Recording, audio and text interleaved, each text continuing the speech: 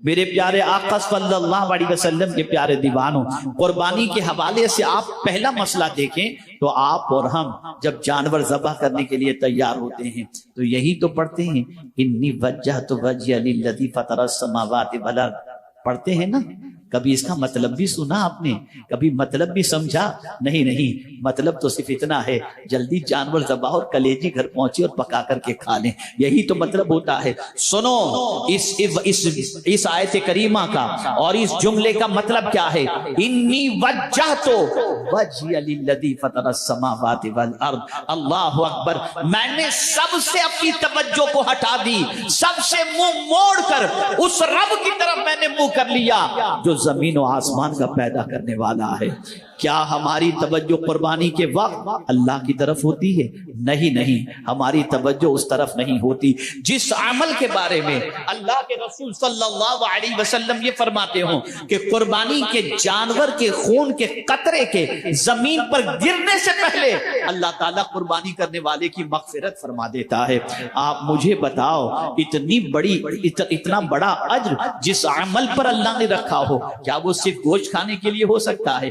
نہیں، آئیے میں قرآن کی روشنی میں سمجھاؤں، پیغام قربانی کو سماعت کریں کہ قربانی کا پیغام کیا ہے۔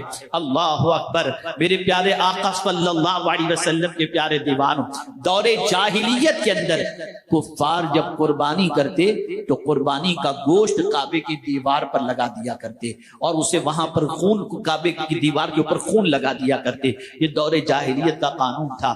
مسلمان حج کر کے جب لوٹے تو انہوں نے سوچا ہمیں بھی ایسا ہی کرنا چاہیے، تو انہوں نے جب قربانی کے خون کو کعبے کی دیوار سے لگانا چاہا، اللہ نے آیت نازل فرما دی، لن ینال اللہ لحومها ولا دماؤها ولکن ینالہ التقوی منکم، اللہ کی بارگاہ کے اندر تمہارا خون بھی نہیں پہنچتا، تمہارا گوشت بھی نہیں پہنچتا، اگر اس کی بارگاہ میں کوئی چیز پہنچتی ہے تو تمہارے دل کا تقوی پہنچتا ہے، اللہ کا ڈر تمہارے دل میں کتنا ہے یہ پہنچتا ہے۔ اگر قربانی کرنے والا اس نیت سے قربانی کر رہا ہے کہ گوشت کھاؤں گا اور مزے کروں گا، آپ ذرا سوچو اس کی نیت میں کتنا فتور ہے، وہ اس نیت سے قربانی کر ہی نہیں رہا۔ اللہ اکبر، حالانکہ قربانی کے حوالے سے نیت یہی ہونی چاہیے کہ مخصوص جانور کو مخصوص اوقات کے اندر اللہ کے تقرب کی نیت سے قربانی کرنا، یہ نیت ہے اس قربانی کی۔ کس لیے قربانی کرو؟ تاکہ اللہ کا قرب نصیب ہو۔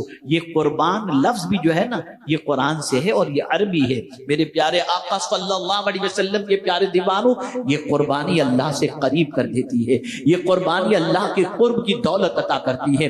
انسان یہ سمجھ رہا ہے کہ جانور کی حلق پر چھری چل رہی ہے، نہیں، حضرت ابراہیم علیہ السلام نے کون سا جانور خریدا تھا؟ کوئی جانور تو خریدا نہیں تھا نا، اپنے بیٹے کی گردن پر چھری چلا رہے تھے۔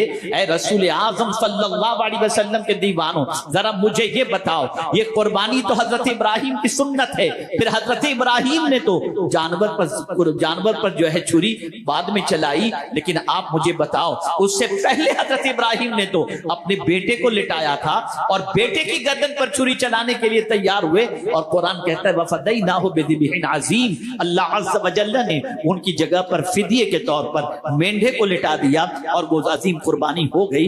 آپ مجھے بتاؤ، حضرت ابراہیم علیہ السلام مینڈا خریدنے نہیں گئے تھے، حضرت ابراہیم علیہ السلام جانور کے لیے پیسہ نہیں دیے تھے، تو پھر یہ قربانی حضرت ابراہیم کی سنت کیا ہے؟ جواب ملے گا، حضرت ابراہیم اپنے لخت جگر کی گردن پر چھری چلا کر یہ درس دے رہے ہیں کہ سنو، جس سے تمہاری محبت ہے ان ساری محبتوں کو خدا کی محبت سے بڑھ کر نہیں رکھنا۔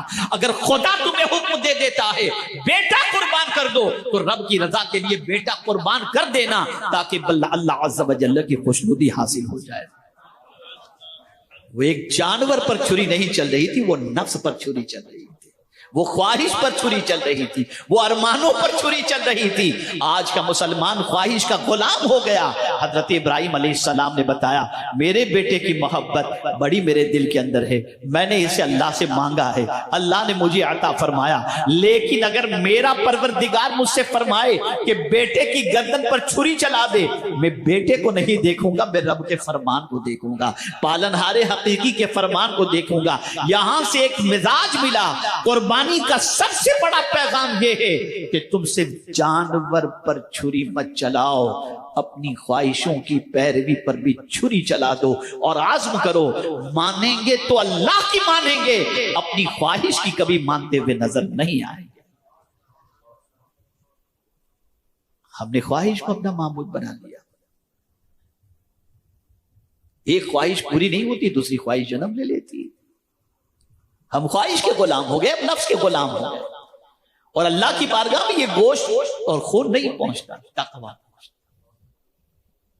اور جتنی بھی عبادتیں ہیں، توجہ چاہوں گا، جتنی بھی عبادتیں ہیں وہ ساری عبادتیں ہمیں متقی بنانے کے لیے ہیں، اس کو ذہن میں رکھیے گا، صرف ہمیں پرہیزگار بنانے کے لیے، اور ہم سب کچھ بن گئے، نمازی بھی بن گئے، روزے دار بھی بن گئے، حاجی بھی بن گئے، اور جو اللہ کی راہ میں خرچ کرنے والے بھی بن گئے، لیکن ابھی تک متقی نہیں بن سکے،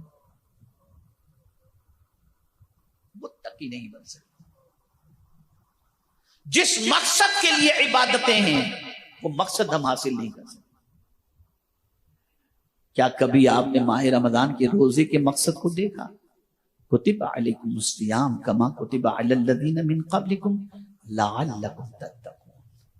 روزے اس لیے فرض کیے گئے تاکہ تم پرہیزگار بن جاؤ، تاکہ تم متقی بن جاؤ۔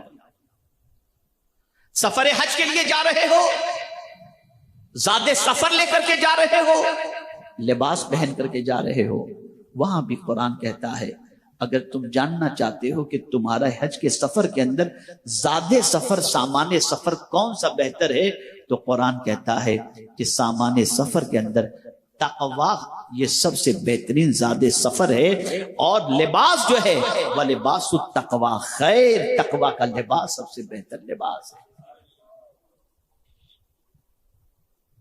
لیکن افسوس کے ساتھ یہ کہنا پڑتا ہے کہ آج تک ہم متقی بن ہی نہیں سکے۔